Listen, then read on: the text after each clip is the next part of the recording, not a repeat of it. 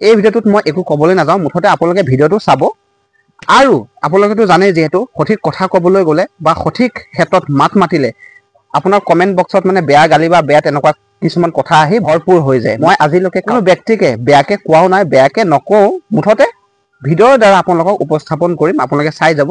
তথাপিও মোৰ কমেণ্ট বক্সত বহুতে বেয়াকে কয়, আপোনালোকে চাওক। তথাপিও এই ভিডিঅ'টো আপোনালোকে চাওক।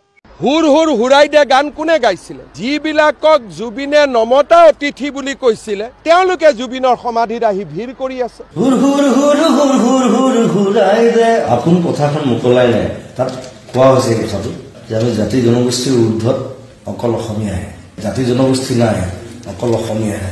কেতিয়াবা কওঁতে মানুহ বেলেগ ধৰণৰ ভাবি লয়, কিছুমানে ফূৰ্তি পায়, কিছুমানে চান্স লয় বেক চাইডৰ পৰা। আচলতে মোক বুজি পোৱাটো বৰ ইম্পৰ্টেণ্ট কথা। একেডাল জৰি খিৰঞ্জীয়া অসমীয়া